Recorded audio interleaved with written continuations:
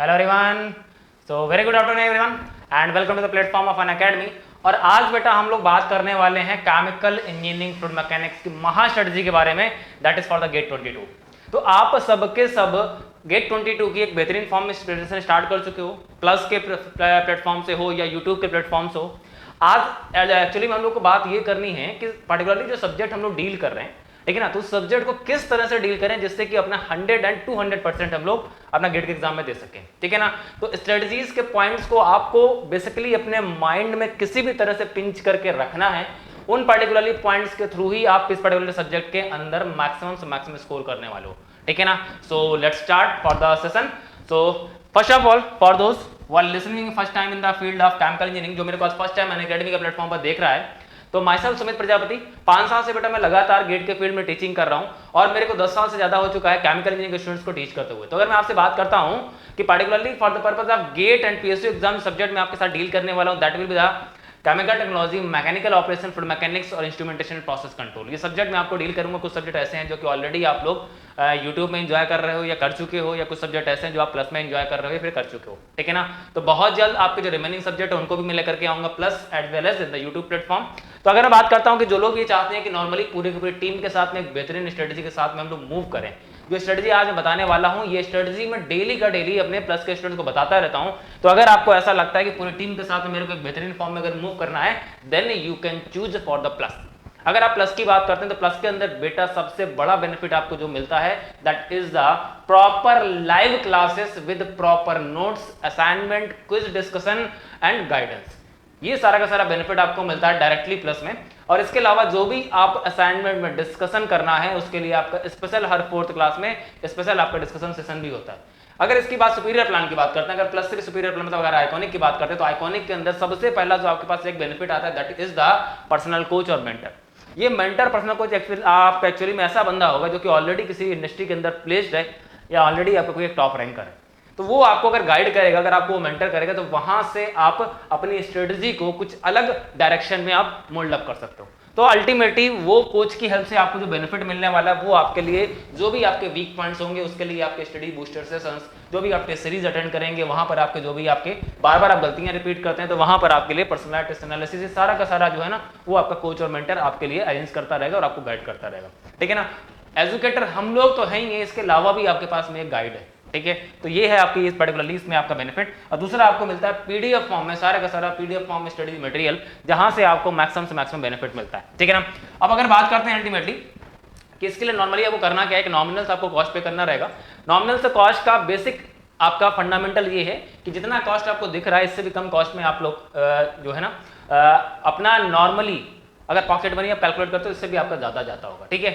और दूसरी अगर मैं बात करता हूं कि इस पर्टिकुलरली कॉस्ट को पे करने के दौरान आपको सिंपल सा अगर आप मेरा कोड अप्लाई करते हो SKP 100 तो वहां से सीधे आपको 10% ऑफ मिल जाता है। लेकिन ये नॉर्मली कोड के थ्रू मेरा और आपका एक ऐसा कनेक्शन बनता है जिसके थ्रू आप मेरे से थ्रू आउट द ईयर इस तरह से कनेक्टेड रहने वाले जिससे आपका कैरियर से रिलेटेड, गेट से रिलेटेड, जॉब से रिलेटेड और रिसर्च वर्क से रिलेटेड जैसा भी आपको गाइडेंस चाहिए पूरा का पूरा आपको मिलता रहता है मेरे थ्रू, ठीक है ना, मेरे गाइडेंस में। तो नॉर्मली क्या है, आपके पास मल्टीपल ऑप्शंस हैं पेमेंट करने के लिए। आप कैश पे कर सकते हैं, बाय कार्ड कर सकते हैं, EMI बेसिस पर कर सकते हैं, जैसा भी पे करना चाहते हैं वैसा पे कर सकते हैं। 3 प्लान है अपने पास प्लस के लिए, 12 मंथ, 18 मंथ और 24 मंथ का कोई भी प्लान आप चूज कर सकते हैं जो भी आपको सूटेबल लगता है, ठीक है ना। अगर आप फ्रेशर है सेकंड ईयर में तो आपके लिए 2 ईयर का प्लान सूटेबल है, ठीक है। और इसके अलावा अगर हम लोग बात करते हैं सुपीरियर प्लान, अगर आइकॉनिक की बात करते हैं तो आइकॉनिक के अंदर आपके 2 प्लान आते हैं 12 मंथ और 24 मंथ का। ये 2 प्लान आपके पास में आते हैं। कोड अप्लाई करेंगे सेम बेनिफिट आपको 10% का ऑफ तो मिल जाएगा और आपका मेरा पर्सनल गाइडेंस ये आपको मिलता रहेगा, ठीक है। अगर बात करते हैं कि जो लोग भी आज मेरे को फर्स्ट टाइम देख रहे हैं तो मेरे को फॉलो करना स्टार्ट कर सकते हैं अनअकैडमी के प्लेटफॉर्म पर। तो वहां पर आपको बेनिफिट बेटा ये मिलेगा कि आप मेरे भी जितने भी प्रीवियस सेक्शंस हैं, प्रीवियस जितने भी लेक्चर्स में ले चुका हूँ स्पेशल क्लास के दौर पर, मॉक टेस्ट के फॉर्म में, लाइव टेस्ट के फॉर्म में, आपका न्यूमेरिकल डिस्कशन के फॉर्म में, ठीक है ना, जितने भी मैं सेशन लेता हूँ स्पेशल क्लास में वो सारे के सारे आप फ्री ऑफ कॉस्ट एंजॉय कर सकते हो। अगर आप मेरे को फॉलो करना स्टार्ट करते हो तो आपको फ्यूचर क्लासेस के नोटिफिकेशन भी आपको टाइम टू टाइम मिलते रहेंगे। तो ये बेनिफिट आपको बेटा मिलता रहेगा। सेकंड अगर मैं बात करता हूं कि जो लोग भी आज पर्टिकुलरली मेरे को देख रहे हो तो अपने फ्रेंड्स को आप रेफर कर सकते हो, तो वहां से आपके फ्रेंड भी जो डिफरेंट अनअकैडमी के यूट्यूब चैनल्स हैं वो लोग इन पर्टिकुलर चैनल्स को फॉलो कर सकते हैं। यहाँ पर सारे के सारे टॉप एजुकेटर्स अवेलेबल हैं, तो वहां से आप क्या कर सकते हो, एंजॉय कर सकते हो पर्टिकुलरली लेक्चर्स को, ठीक है। और दूसरा ये है कि भाई अभी ये न्यू बैच अपना स्टार्ट हुआ है, जस्ट न्यू बैच स्टार्ट हुआ है 26 ऑफ मई से, ठीक है ना, जिसमें अभी नॉर्मली आपका अंकुर बंसल सर ने आपका एमओ स्टार्ट किया हुआ, लेकिन आपको पता है एमओ मैं भी लेकर के आने वाला हूँ बहुत जल्दी प्लस के प्लेटफॉर्म पर, और अपनी टीम से भी शैलेंद्र सर ऑलरेडी इसमें इस बैच में आपका पीसी ले रहे हैं और अभी मनीष सर आपका आईपीसी ले रहे हैं। तो अपनी टीम से ऑलरेडी 2 आपके सब्जेक्ट चल रहे हैं, जैसे ही एक सब्जेक्ट फिनिश होता है उसके बाद में नेक्स्ट सब्जेक्ट त्यागी सर को और मेरा लगने वाला है, ठीक है ना। तो बेहतरीन फॉर्म में बस वेट करते रहो, जो सब्जेक्ट चल रहा है उसको एंजॉय करते रहो। लेकिन अगर आपको ऐसा लगता है कि नहीं मैं क्यों चूकूं, पर्टिकुलरली अपने सक्सेस से मैं क्यों पीछे हटूं, आपके पास अभी भी टाइम है, आप मूव कर सकते हो सिंपल प्लस की तरफ। कोड याद रखना है आपको SKP 100, ठीक है ना। चलो, और ये अपना जो सीरीज हम लोग लेकर के चल रहे हैं मास्टर ब्लास्टर सीरीज 10,000 क्वेश्चंस जो आपको मिलने वाले हैं, जो प्रोवाइड कर रहे हैं हम लोग, ठीक है ना। तो ये क्वेश्चंस आपको शेड्यूल बाय शेड्यूल आपको मिलते जाएंगे। तो प्रैक्टिस क्वेश्चन ये एक तरह के आपके ऐसे डिजाइन क्वेश्चन जहां से गेट के एग्जाम में आपको मैक्सिमम से मैक्सिमम हेल्प मिलने वाली है, ठीक है ना। तो ये सारे के सारे क्वेश्चन जो है ना अपने एक बेहतरीन फॉर्म में कलेक्शन आप करते जाओ, इनसे आपको डेफिनेटली एंड डेफिनेटली आपको हेल्प मिलने वाली है आपके गेट के एग्जाम में, ठीक है ना। तो ये सीरीज के लेक्चर्स का नोटिफिकेशन आपको फैकल्टी बाय फैकल्टी आपको मिलता रहता है, आप इनको डेफिनेटली फॉलो करोगे तो डेफिनेटली आपको हेल्प मिलेगी। ओके, तो अगर बात करते हैं केमिकल इंजीनियरिंग फ्लूइड मैकेनिक्स की महा स्ट्रेटजी के बारे में, जहां पर हम लोग बात करना चाहते हैं कि what is the strategy to track, ठीक है ना, 100% मार्क्स किस तरह से सिक्योर करें हम लोग के पास ये सबसे बड़ी क्या है, एक चैलेंज रहता है। तो इस चैलेंज को ना ऐसे करके हम लोग को डील करना है। बस सिंपल से फंडामेंटल्स है, सिंपल से फंडामेंटल्स अगर आप अप्लाई करते हो तो वहां से ये मैं मान सकता हूं, मैं उम्मीद कर सकता हूं, ठीक है ना। क्योंकि यार ऑब्वियस सी बात ये है कि जो भी स्ट्रेटजी बताई जाती है, स्ट्रेटजी पता सबको होती है, लेकिन ultimately at the time of exam आपका दिमाग कितना क्विकली चीजों को रिकॉल करता है, कितना क्विकली आप चीजों को पिकअप करते हो, ये आप डिपेंड करता है, ठीक है ना। तो अब स्ट्रेटजीज क्या है, देखो सिंपल से फंडामेंटल सबसे बड़ा जो ये आता है कि केमिकल इंजीनियरिंग फ्लूइड मैकेनिक्स जो हम लोग स्टडी करने जाते हैं उसमें केमिकल इंजीनियरिंग वर्ड हम लोग क्या कर देते हैं, भूल जाते हैं।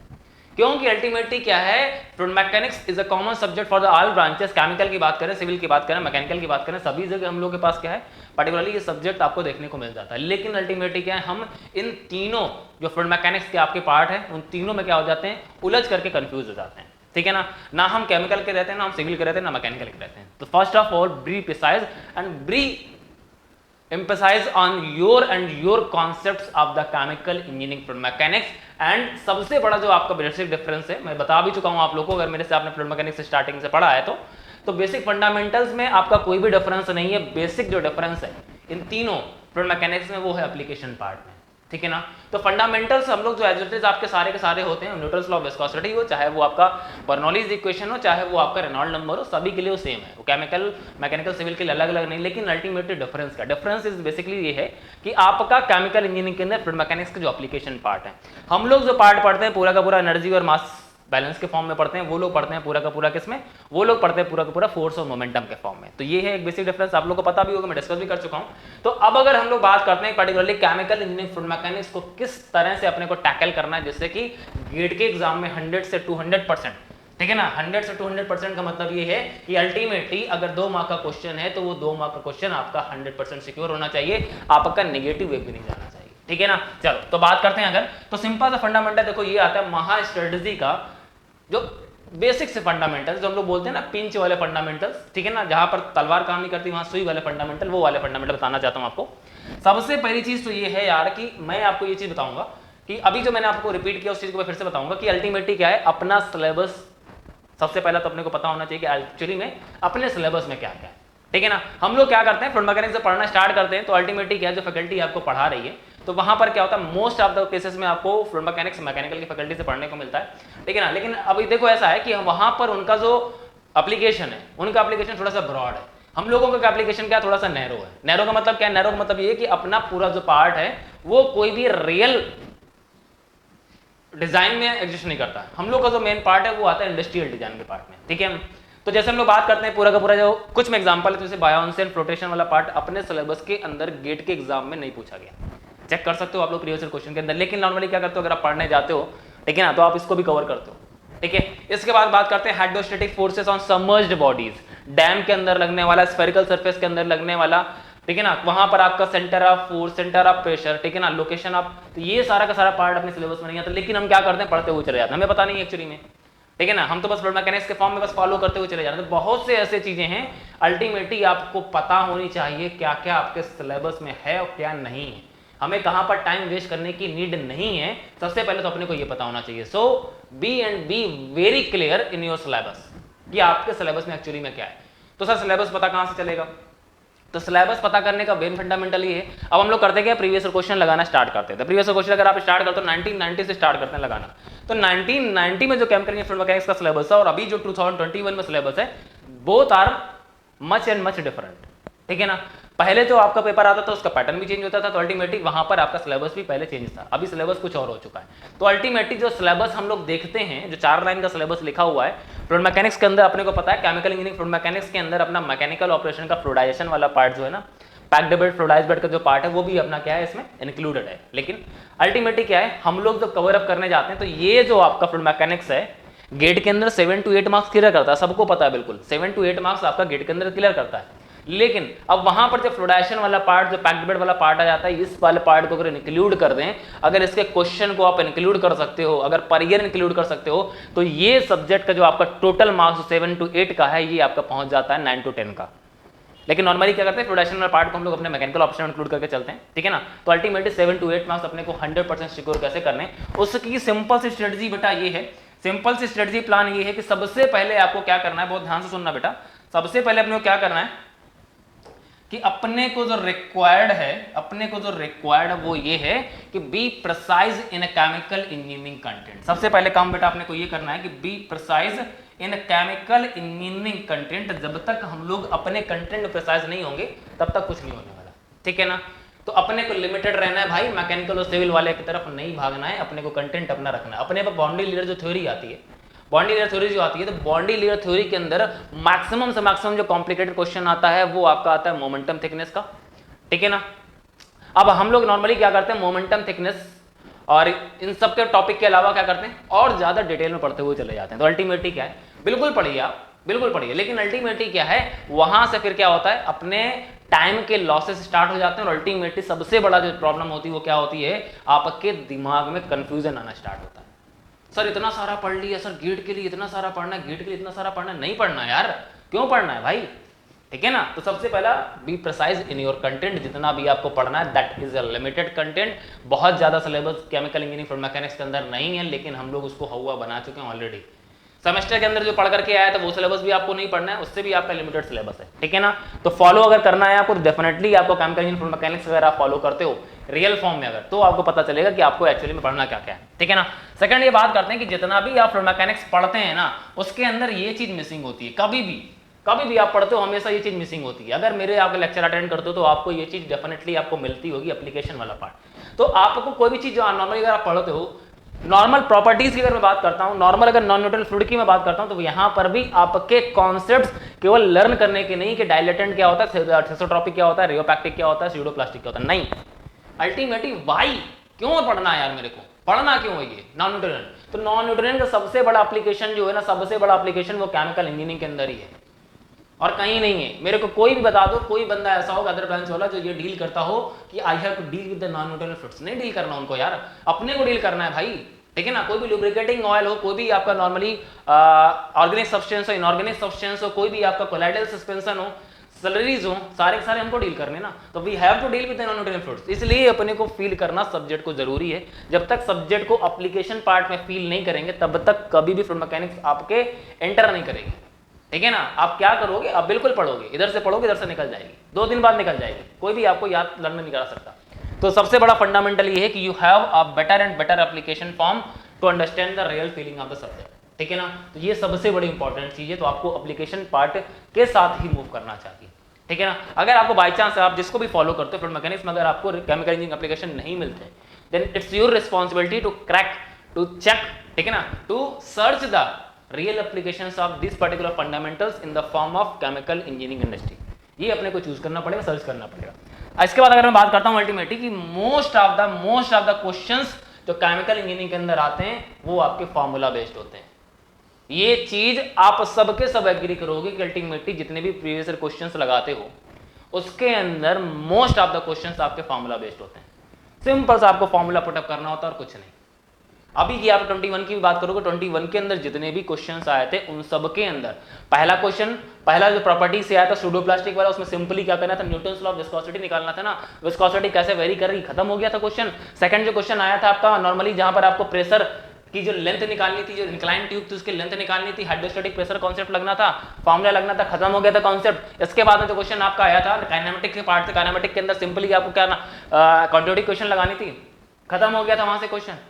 इसके बाद जो क्वेश्चन आपका आया था जहां पर आपको नॉर्मली जो प्रेशर का एक प्लॉट दिया जा रहा था वहां से आपको प्लॉट करके निकालना था, तो वहां पर भी सीधे हेज़न पॉजली इक्वेशन या सिंपली आप डार्सी-वेइसलर फार्मूला से निकाले। भाई मेरे जब फार्मूला बेस्ड क्वेश्चन आते हैं तो क्यों हम ज्यादा घूमे फिरें, अपने कॉन्सेप्ट को क्लियर करें ना। वो क्वेश्चन में अल्टीमेटली उस फार्मूले को कैसे मोल्ड कर सकता है ये समझना जरूरी है। फार्मूला अगर वेलोसिटी के टर्म में दे उसको डिस्चार्ज के टर्म में कैसे पुट अप कर सकते हैं ये समझना जरूरी है, ठीक है ना। तो पर्टिकुलरली सारे मोस्ट ऑफ द क्वेश्चंस आपके केमिकल इंजीनियरिंग के अंदर फार्मूला बेस्ड आते हैं, ये चीज आपके ब्रेन में क्लियर होनी चाहिए, ठीक है ना। तो ये सबसे बड़ा आपका पॉइंट था। इसके बाद अगर बात करते हैं जितना भी क्वेश्चन की लैंग्वेज होती है, भाई साहब करंट टाइम अगर आप देख रहे हो कोई क्वेश्चन आपका जो आता है एनएटी वाला हो या 2 मार्क का क्वेश्चन हो, वो बिना स्क्रॉल करे आप नहीं पढ़ पाते हो।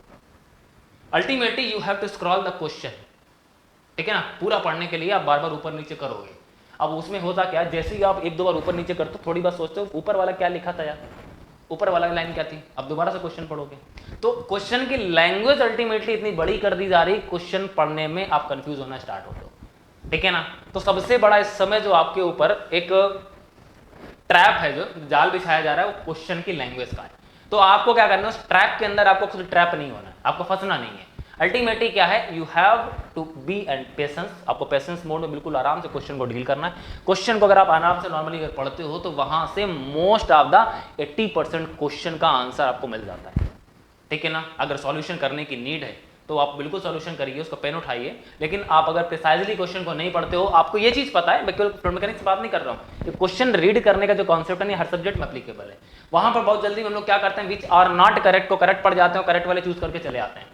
तो अल्टीमेटली क्या है, ये फिर आपके लिए क्या है, एक बहुत बड़ा क्या है, एक मिस पॉइंट बन जाता है। तो अल्टीमेटली क्या है, आपकी क्वेश्चन को लैंग्वेज को आराम से पढ़ना है। हमेशा मैं बोलता हूं अपने जो क्वेश्चन कराता हूं, लैंग्वेज पे ध्यान दो बेटा, लैंग्वेज पे ध्यान दो। लैंग्वेज इतनी बड़ी कर देता है आपको, नॉर्मल से क्वेश्चन में डेटा आपको बहुत से फार्मूला आपको कुछ ऐसे दे देते हैं, डेटा फालतू का दे देता है, जिससे आपको क्या होता है, कंफ्यूजन ना स्टार्ट होता है। उस पर्टिकुलरली डेटा का रिक्वायरमेंट नहीं है, लेकिन वो डेटा दिया क्यों है, डेटा दिया क्यों है, क्यों दिया सर उसने, क्यों दिया, ठीक है ना। इस उलझन के चक्कर में क्वेश्चन गलत हो जाता है। तो अपने को सिंपल सा क्या, अपने लॉजिक्स को, अपने कॉन्सेप्ट्स को क्लियर रखना है। क्वेश्चन को आप पेशेंस के सामने पढ़िए, डेफिनेटली क्वेश्चन आपका निकलेगा, डेफिनेटली निकलेगा, ठीक है ना। कभी कभी 2 मार्क का क्वेश्चन आपका ऐसा आता है जो आपका एक सिंगल लाइन में आंसर होता है, लेकिन भाई साहब उसकी लैंग्वेज जो होती है ना 4 लाइन की है, 4 लाइन की आपकी लैंग्वेज होती है, तो अल्टीमेटली कंफ्यूजन स्टार्ट, ठीक है ना। तो ये चीज अपने को बहुत ध्यान देनी है बेटा कि क्वेश्चन के लैंग्वेज को आपको बहुत केयरफुली पढ़ना है, ठीक है ना। और अगर मैं बात करता हूँ कि नॉर्मली देखो होता क्या है कि बहुत से बच्चे मेरे से पूछते हैं कि सर बुक्स कौन सी फॉलो करनी है। तो बुक्स को फॉलो करने के लिए आपको सिंपल सा बहुत सारे, देखो नॉर्मली मैं ये बोलता हूं कि बेटा आपको जो अच्छी लगती है वो फॉलो कर लो। क्यों? क्योंकि नॉर्मली अगर मैं ये बोलूंगा बेटा ये वाली फॉलो कर लो, तो बच्चे पूछते हैं सर ये वाली में क्या प्रॉब्लम है, ठीक है ना। तो मेरी तरफ से प्रॉब्लम किसी में नहीं है।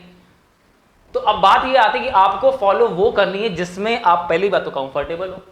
अभी मैं लिस्ट दूंगा आपको, पूरी बुक्स की लिस्ट दूंगा, आपको फॉलो वो करनी है जिसमें आप कंफर्टेबल हो, ठीक है ना। अब कंफर्टेबल का मतलब वो बुक नहीं है जो सबसे बड़ी पॉपुलर एक बुक होती है, ठीक है ना, निराली पब्लिकेशन वाली, तो वो फॉलो करने की नीड नहीं है। अगर आप, मैं डेफिनेटली बोलूंगा, अगर आपको फॉलो करनी है you have to follow the questions only. आप क्वेश्चंस को फॉलो करिए, कहीं कभी क्वेश्चन मिलते हैं यार, मैं तो कहता हूं अगर आपको डिप्लोमा लेवल के फ्लूइड मैकेनिक्स क्वेश्चन कहीं से अगर मिलते हैं, आप डेफिनेटली उनको क्रैक करो। क्योंकि अपने को केवल गेट प्रिपरेशन नहीं करनी है भाई, अपने को भी इसके बाद में आपका डीआरडीओ देना है, इसरो देना है, बार्क देना है, ठीक है ना, एनएफएल देना, सारे आपके टेक्निकल एग्जाम्स देने, पीएसयू के एग्जाम देने। तो अल्टीमेटली क्या है, हर जगह के पर्टिकुलरली क्वेश्चंस के लिए प्रैक्टिस अपने पास होनी चाहिए। तो बुक फॉलो करने का मेन फंडामेंटल ये कॉन्सेप्ट्स के लिए अगर आपको फॉलो करने को 2 चीजें होती हैं, बहुत ध्यान समझना, 2 चीजें होती हैं केवल।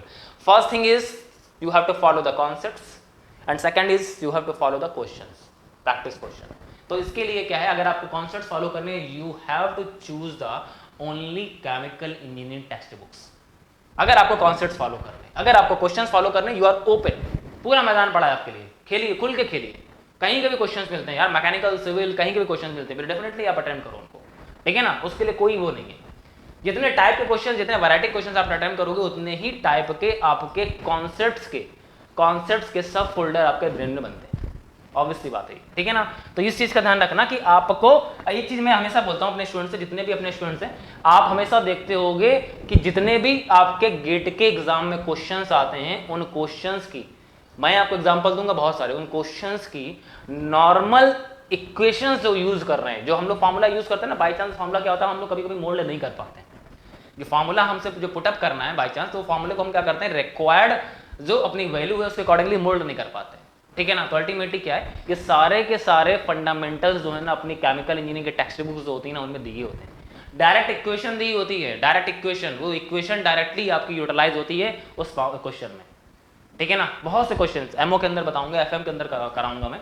तो वो सारे के सारे क्वेश्चंस अब क्या है, अलग से डिजाइन नहीं किए गए हैं, वो सिंपल क्या है, वो जो एक नॉर्मल सी इक्वेशन, जो हम ये बोल सकते हैं किसी भी डेरिवेशन के एक इंटरमीडिएट पार्ट्स होते हैं, ठीक है ना, तो वो इंटरमीडिएट पार्ट से भी क्वेश्चन बनता है। हमेशा ध्यान रखो, जरूरी नहीं कि फाइनली अगर वेंचुरीमीटर का डिस्चार्ज का फॉर्मूला पड़ा हुआ है तो क्वेश्चन वहीं से बनेगा, ठीक है ना। कोएफिशिएंट ऑफ डिस्चार्ज से क्वेश्चन बना देगा तब क्या करेंगे अल्टीमेटली। तो अपने को इंटरमीडिएट टर्म्स भी है ना, इंटरमीडिएट टर्म्स से रिलेटेड जो आपका वेरिएशंस होते हैं फॉर्मूले में, वो आपको मिलते हैं आपकी ओरिजिनल टेक्स्ट बुक्स के अंदर नॉर्मली।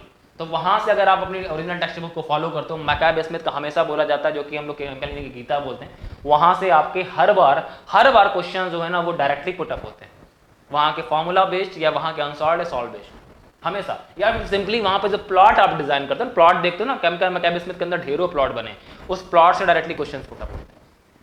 तो अब बात ये है ना कि हमें मैकैब स्मिथ समझ में तो आए, लेकिन मैकैब स्मिथ अब क्या करते हैं सर, समझ में नहीं आती हमें। तो बीटेक के दौरान तो ऐसे ही निकाल देते हैं, वो तो बस हमें नंबर आने होते हैं, लेकिन अब गेट के लिए क्या करने, केवल नंबर नहीं आ पाएंगे ना, तो वहाँ पे कॉन्सेप्ट्स क्लिक कर रहे हैं। कॉन्सेप्ट्स के लिए क्या, you have to choose the original companion text book, और प्रैक्टिस के लिए यू आर ओपन माउंट, ठीक है ना, कैसे भी आप चूज कर सकते हो। चलो, तो ये तो कुछ पॉइंट पता चले सर, और जरा बताइए कुछ। चलो अब आते हैं मेन चीज में, कि बात ये आती है chemical engineering fluid mechanics sir पढ़ लिया मैंने, कब फिनिश किया था सर मेरा जो है ना केमिकल फ्लूइड मैकेनिक्स, ठीक है ना। केमिकल इंजीनियरिंग में आप पढ़ा है कि नहीं पढ़ा आपने, फ्लूइड मैकेनिक्स अगर सपोज मान लिया फरवरी में फिनिश कर दिया था, अभी चल रहा है सर मई, कितने क्वेश्चंस लगाए सर, लगा लेता हूँ कभी कभी जब टाइम मिलता है लगा लेता हूँ, ठीक है ना, कोई दिक्कत नहीं है। आप कभी कभी टाइम मिलेगा, आप क्वेश्चंस को लगाओगे, डेफिनेटली मैं बोल सकता हूँ गारंटी के साथ में, आप जब क्वेश्चन लगाओगे तब आपको एक बार बुक जरूर पढ़नी पड़ेगी, एक बार जरूर खोलोगे कॉपी को, 100 बोल रहा हूँ। तो अल्टीमेटली क्या है, आपको अब करना क्या है, आपको पर डे, अगर आप मेरा सजेशन नहीं ले सकते हो, आपको पर डे एक क्वेश्चन या दो क्वेश्चन, जितना आपकी क्षमता, या 3 क्वेश्चन, एक क्वेश्चन फ्लूइड मैकेनिक्स अगर आप पढ़ चुके हो, ठीक है ना, उसमें से अगर पूरा सब्जेक्ट आप कवर कर चुके हो, तो उस पर्टिकुलरली पूरे सब्जेक्ट में आप किसी भी सेक्शन का एक क्वेश्चन पर डे लगाओ। ये अगर आप खुद से प्रॉमिस कर लोगे, अगर आप ये खुद से प्रॉमिस कर लोगे, तो अल्टीमेटली क्या है, आप कभी भी सब्जेक्ट से अनटच्ड नहीं रहोगे। आपको कभी भी ये रिक्वायरमेंट नहीं होगी सर मेरे को रिवीजन सेशन चाहिए, आप लोग जो रिक्वायर्ड करते हो हमेशा मेरे को सर रिवीजन सेशन चाहिए, मेरे को सर फार्मूला रिवीजन चाहिए, तो आपको कभी रिक्वायरमेंट होगी ही नहीं, ठीक है ना। ये सारा आजमाया वो बता रहा हूँ मैं, जो मैंने खुद ट्राई किया है मैं वो चीज़ें बता रहा हूँ। आप अगर पर डे क्वेश्चन लगा रहे हो, आपको डेफिनेटली किसी भी चीज़ की रिक्वायरमेंट नहीं है, ठीक है ना। ये सबसे बड़ा गुरु मंत्र है बेटा, ये सबसे बड़ा गुरु मंत्र, अगर आप इसको फॉलो करते हो तो, ठीक है। और सेकंड अगर बात करते हैं कि जितने भी, देखो होता क्या है कि जितने भी प्रीवियस ईयर क्वेश्चंस आप अटेम्प्ट करते हो, तो पहले तो मैं ये बताऊंगा प्रीवियस ईयर क्वेश्चंस अटेम्प्ट कितनी बार करने हैं। तो प्रीवियस ईयर क्वेश्चंस को अटेम्प्ट करने का देखो तरीका ये नहीं कि आपने एक बार कर लिया, सब्जेक्ट चला, हमने प्रीवियस ईयर क्वेश्चन सारे लगा लिए, उसके बाद में क्या कर रहे हैं, अभी अपने पास आईपीसी और पीसी अगर चल रहा है तो फिर बाकी सब्जेक्ट को साइड में कर दिया, अभी तो हम ये पढ़ेंगे नहीं। आपने प्रीवियस ईयर क्वेश्चन लगा लिए तो बहुत अच्छी बात है। तो लगाते टाइम पहला काम तो ये करना है कि देखो जितने भी प्रीवियस ईयर क्वेश्चन होते हैं उसमें आपको हर साल एक क्वेश्चन में नई स्ट्रेटेजी मिलती है, नई स्ट्रेटेजी मिलती है, ठीक है ना। वो स्ट्रेटेजी अगर आप कहीं पर भी नोट कर लेते हो, वो स्ट्रेटेजी कहीं पर भी अगर आप नोट कर लेते हो, सिंपल से ये स्ट्रेटेजी का फंडामेंटल पता है क्या होता है, ये स्ट्रेटेजी का सिंपल फंडामेंटल बनिया वाला फंडामेंटल है।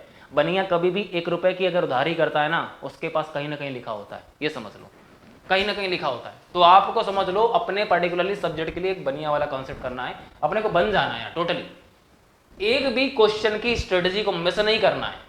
कुछ भी आपको लगता है नहीं यार ये काम की चीज है भाई साहब, ये काम की चीज है, उसको तुरंत नोट करना है, आपको तुरंत नोट करना है। और आप अगर पूरे के पूरे प्रीवियस ईयर क्वेश्चंस को लगाओगे तो आपके पास कम से कम 50 प्रीवियस ईयर क्वेश्चंस की स्ट्रेटजी आपको मिलेंगी।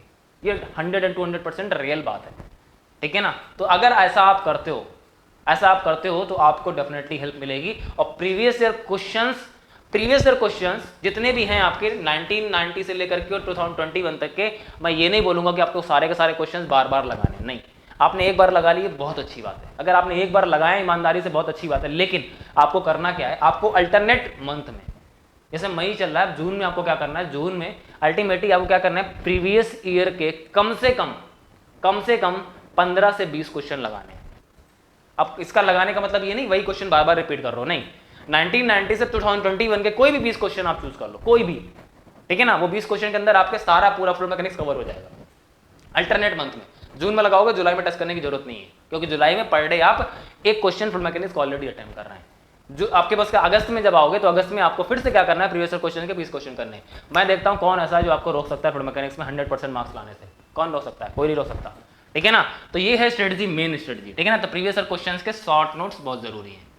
इसके बाद अगर बात करते हैं कि प्रीवियस ईयर क्वेश्चंस को मैंने बोला कि अल्टरनेटिव मंथ में अगर आप अटेम्प्ट करते हो तो इससे आपको कभी भी कोई भी ना रिवीजन की जरूरत पड़ेगी, ना आपको शॉर्ट नोट्स अलग से बनाने की नीड पड़ेगी, ना ही आप बार बार ये बोलोगे कि सर मेरे को फॉर्मूला सेशन चाहिए, कुछ रिक्वायरमेंट होगी नहीं यार। ये सारी की सारी स्ट्रेटजी वो है ना जो कि एक टॉपर्स रैंकर्स फॉलो करके चलते हैं, लेकिन अल्टीमेटली क्या, सर ने आज बोल दिया, आज मोटिवेशन मिला, कल सर हटाओ, नहीं हो रहा अपने से भाई, ठीक है ना। सर को तो क्या पता, सर को तो एक सब्जेक्ट पढ़ाना है, हमको तो 12 सब्जेक्ट डील करने हैं, तो कोई दिक्कत नहीं है। अल्टीमेटली अगर ये स्ट्रेटजी आप आज फॉलो नहीं करोगे तो अगर आप 2 साल बाद अगर रैंक लेकर के आओगे, अगर 2 साल बाद अगर सेकंड डिजिट और आप 2 डिजिट या 1 डिजिट रैंक लेकर के आते हो तो आप ये स्ट्रेटजी तब फॉलो करोगे, ठीक है ना। फॉलो तो आपको करनी पड़ेगी, मैं फॉलो नहीं करा सकता हूं तो आपको टाइम फॉलो कराएगा, वक्त फॉलो कराएगा, ठीक है ना।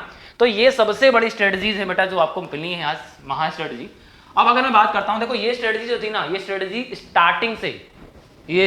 स्टार्टिंग से ही अगर अपने को पता चलती है तो फॉलो करना आसान होता है। मैं आखिरी मंथ में आपसे बोलता हूं बेटा नवंबर दिसंबर में बेटा ये करना है, नहीं कर सकते हो, मेरे को पता है नहीं कर सकते हो, आपके पास टाइम बचा नहीं है, आपको 12 सब्जेक्ट पूरे के पूरे रिवाइज करने, सब कुछ करना है, तो कहां से आप पर डे फ्लूइड मैकेनिक्स कर क्वेश्चन लगाओगे, कहां से आपके पास अल्टरनेटिव मंथ में रिवीजन का टाइम बचा, नहीं बचा ना, खत्म हो गया टाइम।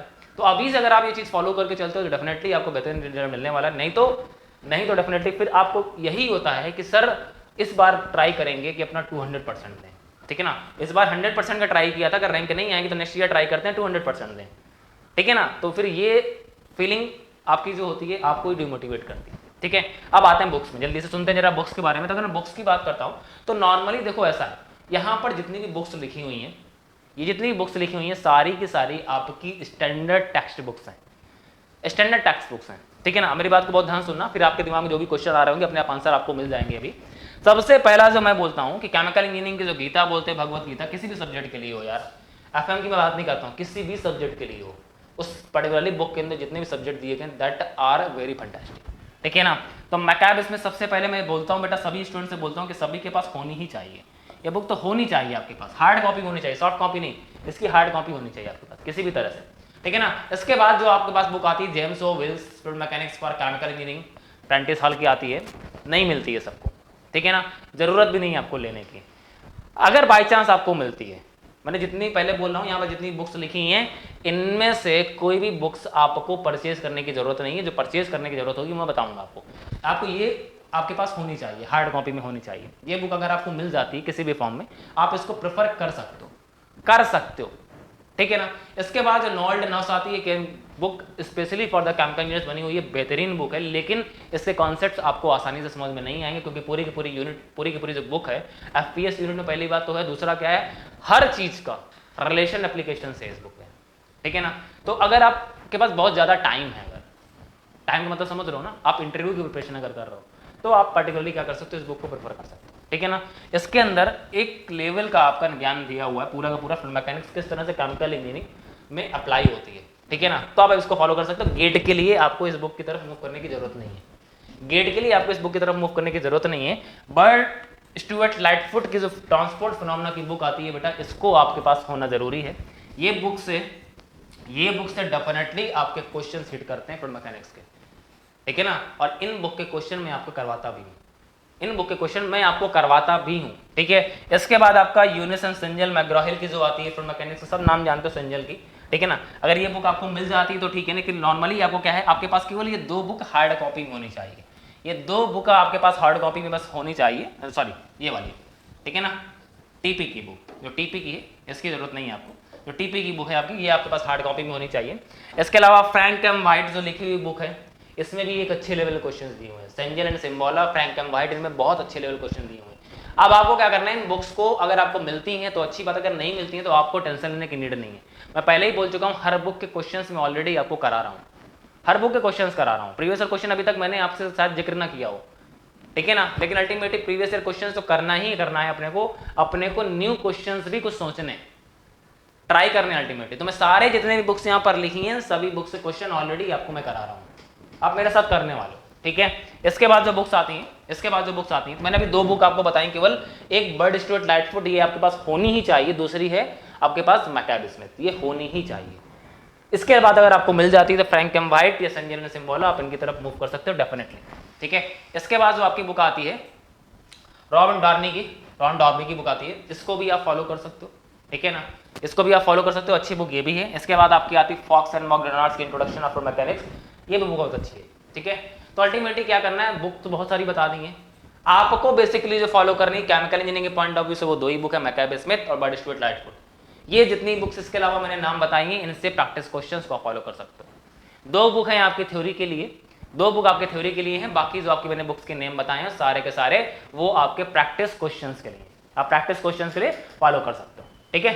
चलो तो आज हम लोग अपने सेशन को यहाँ से हम लोग फिनिश करेंगे बेटा, ठीक है ना। आप सबको मेरी तरफ से बेस्ट विशेस रहेंगी हमेशा। आपको किसी भी तरह का कभी भी आपको ऐसा लगता है नेगेटिविटी अगर आती है फ्लूइड मैकेनिक्स में, तो डेफिनेटली आप मेरी तरफ मूव कर सकते हो। और दूसरा ये है, आपको हमेशा और हमेशा प्रैक्टिस मोड में रहना है, ठीक है ना, सब्जेक्ट के टच में रहना है, दैट्स द महा strategy. Okay, so thank you everyone and have a nice day.